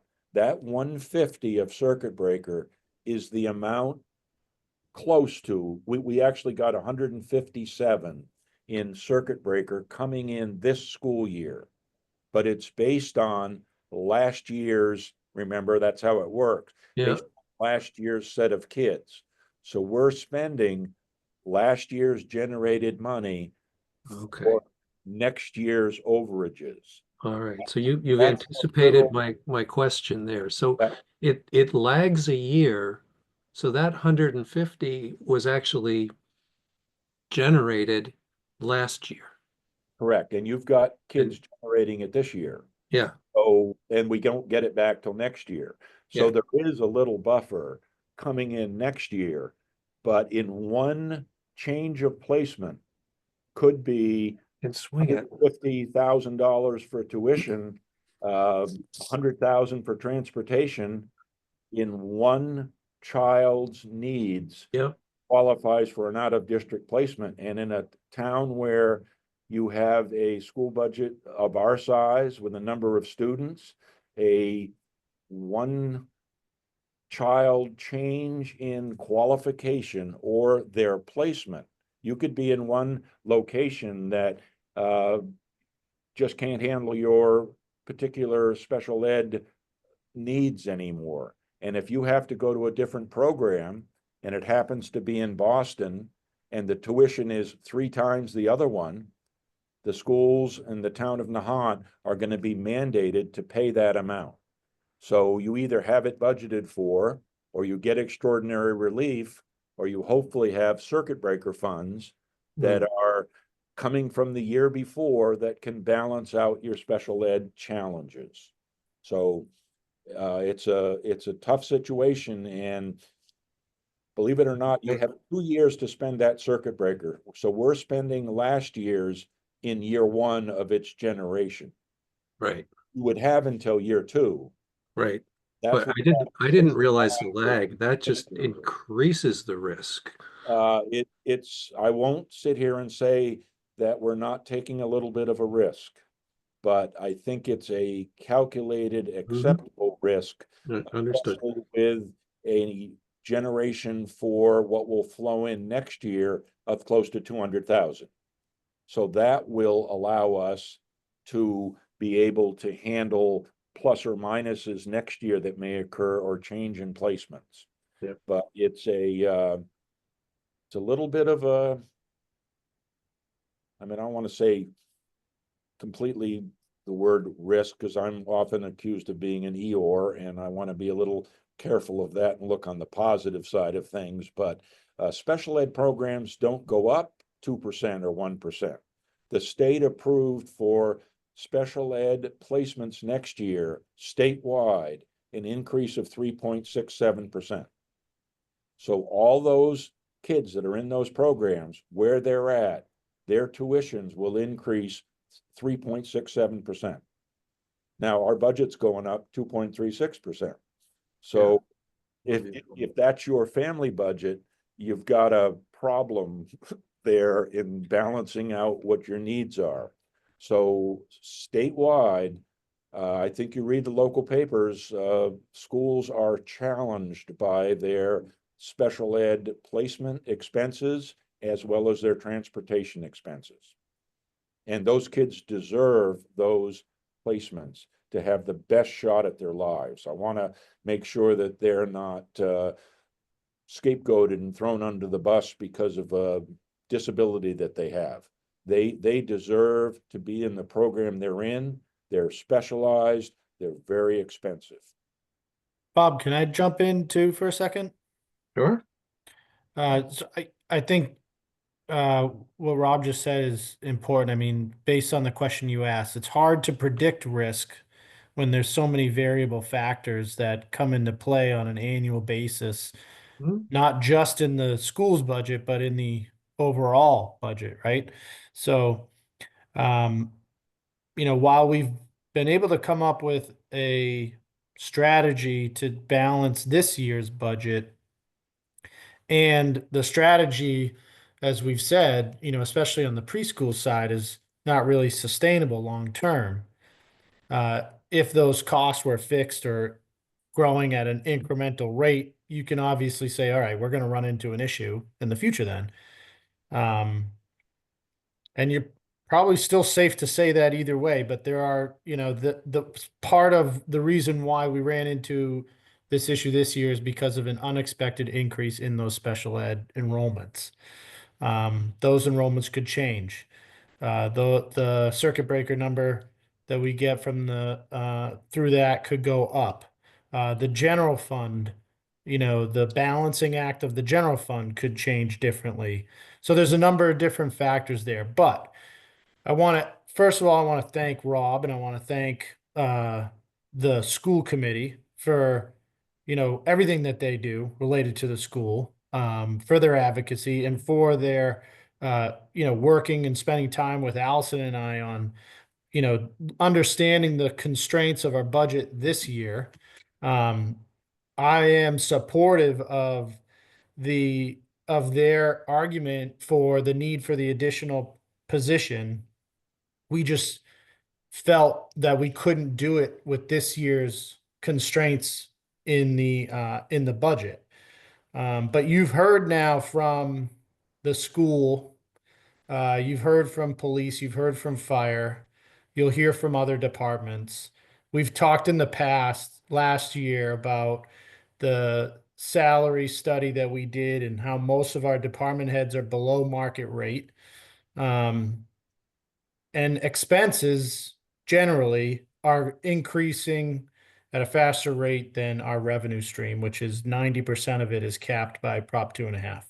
Yep. So, I do believe that next year we need to be looking at a general override to deal with some of these issues. And I think it's an opportune time to do it because we have school budget, the debt exclusion for the school building comes off of your tax bill next year. Hopefully we'll have some new growth coming into the Prop 2.5 calculation next year with development of the Coast Guard housing. And so with those elements in play, the total impact to your tax bill from any amount of an override will be diminished a little bit because of those other factors. So if we did it this year, and an override was going to add X amount of dollars to your tax bill, you would see that on your tax bill.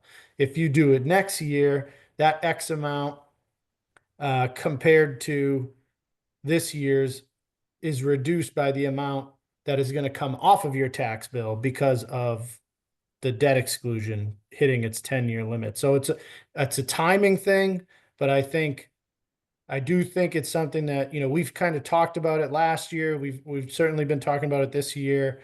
I think it's something that we have to really be thinking about for next year. Yeah, for sure. To that point, Tony, do we need to develop a bit of a strategy to develop consensus?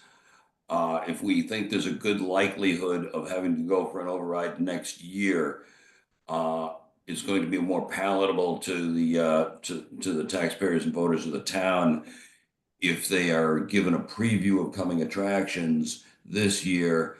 I think it's telling the story this year, telling, like we did last year, about all the things that we couldn't accomplish this year. Well, and being able to tell that story. The super big picture story is not complicated. You have a revenue stream that capped at a 2.5% a year growth, and you have inflation that's running at, pick a number, 4 to 8%. It sooner or later. Mm-hmm.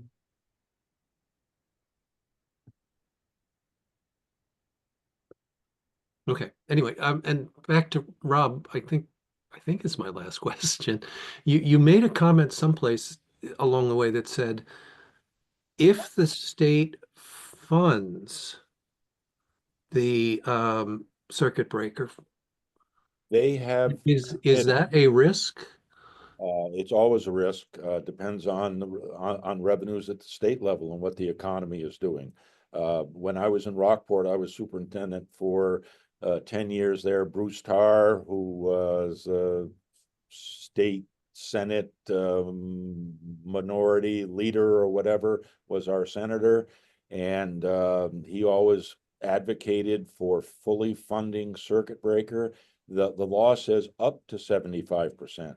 My business manager used to say when I would book 70 or 72% to try to be careful, she'd say, Rob, 5 years ago, they funded 30% of the costs above foundation because it was bad economic times.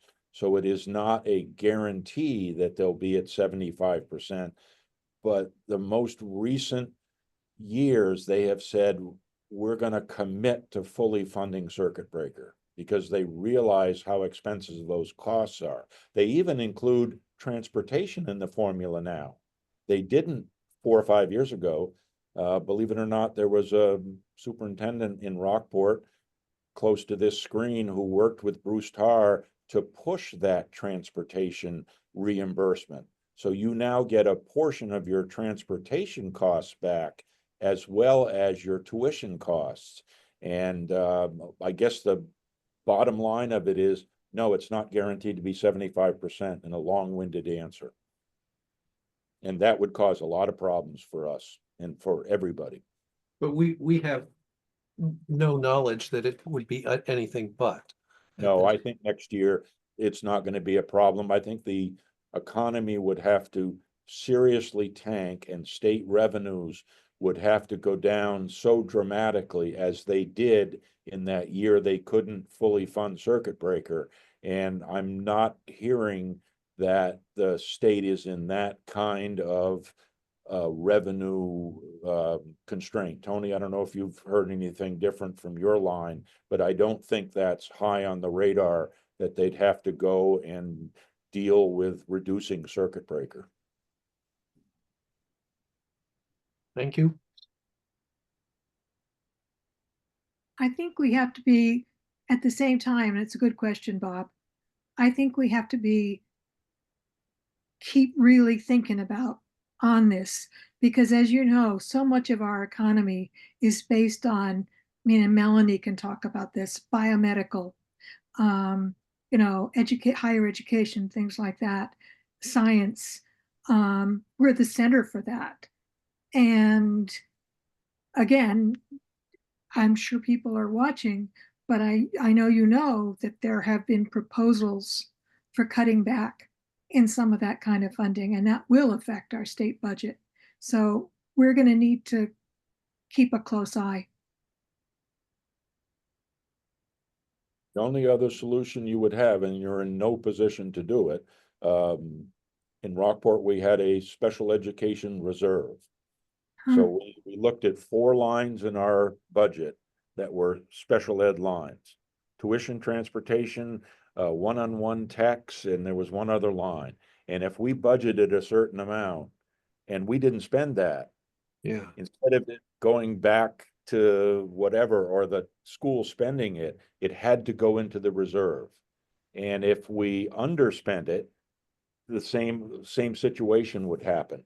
But you just don't have the ability at this point to create any kind of special ed reserve you can go to, as an example, get that 108,000 instead of from preschool, taking it from a sped reserve. You just don't have that. We should think No, about but that. yeah, Though. That's I mean, a if good, You stole my sorry. question, damn it. Yeah, Yeah. if we're doing it, if we're talking about a potential override next year, then yeah, that's something we should be definitely looking at. I mean, we've been increasing our little what's that fund, Tony? Stabilization. Yeah, stabilization. Why not do the same thing with sped? And that way there, you know, I don't know what that number, stabilization is a certain percentage. Maybe we do the same thing with sped reserve fund. You know, historically, the school budget, the school has been able to send back, you know, anywhere from 50 to 100, and even in one year, close to $200,000 of unspent funds. And many times I think that was due to funding they received from external sources that allowed them to reduce their spending out of the general fund, and then it got sent back to the town, which, you know, what the situation we're looking at now, though, is vastly different. We're looking at a potential deficit this year. We're very tight next year and had to be very creative on how to balance that budget. I don't necessarily disagree with the premise of a special ed stabilization account, but I don't think we're in a position right now to be you know, we don't have the funds to contribute to it at the moment, but we may in the future, you know, like we talked about. If, Now let's keep it in mind. yeah, if we definitely. were to do it, what would we require to set it up? Does it require an action by town meeting? Does it, what? I don't know enough about it, if it lives within the school budget, if it Yeah, separately. If No, it's it would require a appropriated town from- meeting vote. One we had in Rockport required a town meeting vote. They initially funded it with some free cash that the town in Rockport had in a given year. And instead of putting it in OPED or whatever, they said, all right, we'll give it seed money. And then they set it up so school budget lines would sort of undulate up and down and would make it go up. And they set it for a limit of 750,000. That was the max. And it never got there. I think when I left, it was maybe 350 or $400,000 in it. And it never needed a refueling from town meeting. It was sort of taking care of itself with ups and downs. I don't And know how that part works, because if you're creating it like a stabilization account, which you have to appropriate funds into, I don't know how unspent funds at the end of a fiscal year would automatically be transferred into that account. they did it legally through the town attorney up in Rockport, and the town voted to create a special ed reserve, and it had certain. Like a revolving And account almost? in a sense, it was a revolving account. Yep. Tony, is there a way for you to reach out to the Rockport and see what we can do? Like, you know, obviously we may not be able to, you know, do anything this year, but it is something that I think we should look at in the future. I'd ask Rob to reach out if that, Oh, we would, yeah, okay, whatever. just because he's got the contacts over there. Right. This sounds very narcissistic, but I created the sped reserve and sold it to the town manager and sold it to the town at town meeting, because we had that same situation in which in a given year, we could have $200,000 or $300,000 increase to our budget with a increase in sped placements. And we would be able to do that reserve. So I have the structure, I have the warrant articles, I have all that kind of stuff that Rockport used to create it. But Tony's exactly right, and I hope I was clear in the beginning. There's no way you could do it next year, and down the line, it would be a goal to do it. And maybe you do it within your override year, that's part of the structure of the mechanism of why you're going to do that. And it can't be touched for any reason except for unanticipated increases in special ed yeah, or transportation. yeah. But I Because guess at Rockport, when I where first I'm, went there, they used to budget a phantom tuition. A kid who really didn't exist, they would say, well, we need to put in 80,000 in case this kid appears. And that was really false budgeting practice. So what we did was go to clear case by case, kid by kid budgeting, and then had the reserve as a buffer, but you couldn't play the game of not putting in the amount that was proper for tuition in your budget, because you just go to your savings account. You got caught doing that, you were out of the town of Rockport on the rail, as you should be. And you should send your present superintendent down the causeway for a one-way trip if he were to do that. But I think it would be a great goal. I think the first time I met Tony, I brought it up, and it's not something you can do now. And I do think some point it would really, really help extremely mercurial part of the school budget. yeah, for Have no sure. control But over. what we might think about putting the structure in place, even if we can't fund it, we could have the structure ready to go so that when we can fund it, we can just do it without worrying about.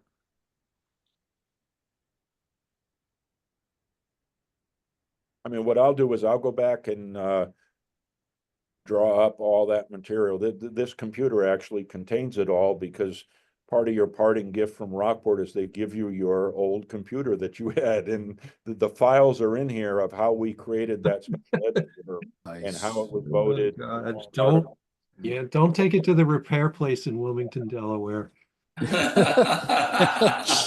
No, I think it's actually, I mean, you're selling this committee, you know, I think you've sold it to us already. I think it's a great idea.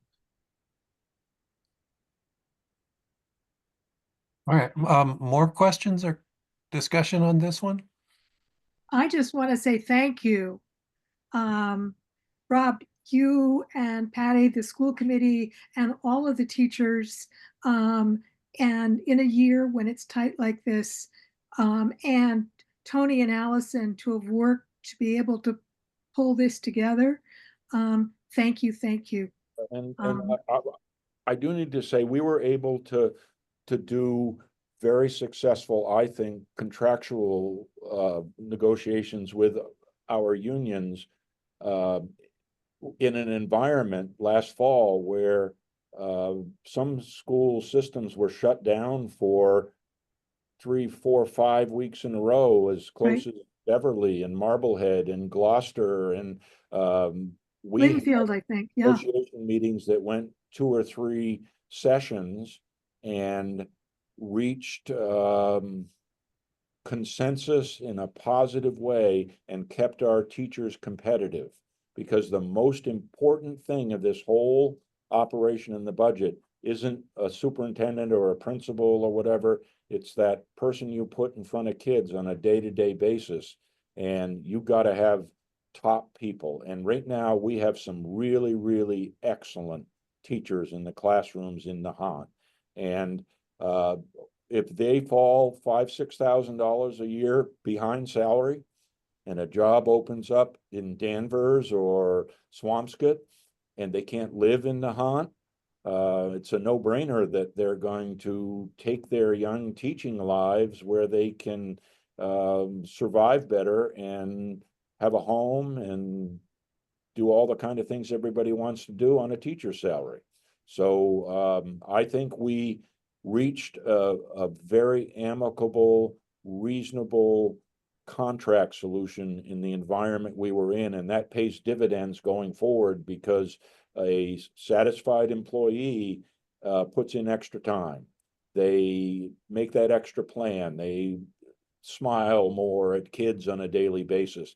And I don't think that's any different for a police officer or a fireman or a paramedic or a town business finance manager or a town administrator. That the people are the key to the whole operation, the human resources part. And you have to keep competitive. If you fall behind, you can never catch up. I'm a firm believer in that. Agreed. Thank you. I gotta say, I was on the school committee when we kind of got to the point of having, I guess, retired superintendents. I think our first one was Joe Lisi. And I gotta tell you, like every year we have people like you, Bob, who come up and they're well prepared. They're well thought out. I mean, I got to say, we're pretty lucky. We're really lucky to have you. We're lucky to have your predecessor and your predecessor before that. I think it's, we're in an unusual situation with, just having an elementary school here in town and tuitioning kids out and everything. And it just, I really, I'm really proud to say that this, I don't know, I can't remember back then if we thought about this as possibly a test, something that we were going to test, but I got to say, I think it really has worked out very well. And I thank you for the time that you put into this budget and your explanations and bringing forth something that's going to hopefully help us in the future with having maybe a special fund or I don't know, I don't want to call it a slush fund, but having a fund where, because I think spread numbers are just increasing every year. So thanks again for what you've done for our school system. I want to thank you for this. This is a magical place. You have magical kids. You have a wonderful little school. You have a tremendous community. Every time I drive down the causeway in the morning, now that it's a little bit of light, it's just like, it's better than going to the Magic Kingdom. It's a wonderful place. You mentioned Joe Lisi. When I first went to Rockport, my first week in July, the finance committee wanted to school the new guy. So here I am, my first superintendent job. I'd been a high school principal in Maine, and I go into this table, and here's these guys that had moved to Rockport from Wellesley and all that kind of place to get a nice coastal place, and they brought their expert with him. And who Joe was Lisi. Joe Lisi, who had been the superintendent in Rockport, and he never said a word. He just shook his head and shook his head, and he said, "This is going to be okay." And I'm honored to be here. It's wonderful people that are committed at every level. The fire folks I've met, been able to meet, the town folks, everybody's committed to what's best for this town, and it really, really shows. And that's not just trying to get on a bully pulpit. That's a fact. And that's Well, thank you. a lot. That's worth a tremendous amount. Thank you.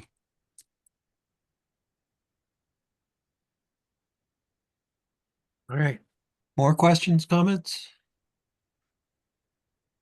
No? So those were our two departments for the evening, or at least two topics for the evening. Public forum, we do have a couple folks here. Rob LeBeau, you could probably stop sharing your screen. I will do that. Thanks, Tony, for taking me through this whole crazy world tonight. That guy doesn't even know how to use Zoom. So does that work? Yeah. There we go. You're a master at Excel, though. I am a master. Excel. Excel is the most widely used business system in the entire world. Yeah. All right. Anyway, comments, questions from any of the public? Everyone is staying on mute. All right. So then, let's see, next week is town government benefits, pensions, etc. I think Melanie, you are the liaison for that. Correct. Remember, Bob, you were going to reschedule that for CPC and possibly move us to Monday, the 24th. I thought we were going to take community preservation, which is now scheduled for the Thursday, the 27th of March, and move that to Monday, the 24th. Okay. Does that work? Is that what? That works for me and that works for Tony. So we stick with town government next Thursday, the 20th. And then instead of the 27th, which would be the following Thursday, it will be the 24th, the Monday of that week, to do CPC, Culture and Recreation, assuming that it works for Lynn. All right. How's the rest of your schedule looking like? I think we're fine, barring any unexpected Oh, events. I failed to mention that. Here it comes. Here we go. So part of the adjustments that Rob made in the school budget, the bottom line is the same as what we submitted to you before, but some of the lines in above that, he's made some adjustments. We are gonna put those in front of the select board to adjust theirs the same, so that way the two budgets align with each other. So that'll come before you as well, and any other. Wait, I didn't follow. Don't we just vote a bottom line for the school? Yeah. We do, but we give you all lines in the budget from the select board. I just would rather be consistent with what the school committee voted on. It's the same bottom line number. Okay. And it wouldn't change what we are reading on town hall floor. Correct. Yeah. Okay. And then any other changes we have to put in front of you on the budget side, and then we'll have an updated warrant as well for you. So we meet Wednesday night. I'll have the selectmen do that and have it sent to you by Thursday morning. Excellent. Thank you. All right. Anything else? I think a motion to adjourn is in order. So moved. That sounded like Dan. Is there a second? I'll second that. So Dan, Peter. seconded by Peter. Let's do a roll call vote. All in favor. Tim, Aye. Barbara. Barbara, Barbara. you're on mute. Aye. All right. We were going to take the wave as an aye. Uh-oh, everybody's moved again. Who do we have left? We did Tim. Dan, Aye. Peter, Aye. Melanie, Aye. and myself is an aye. We are adjourned. Thank you all. Good night. Thank Thank all. you. Good night, everyone. Thank you. Take care. Aye.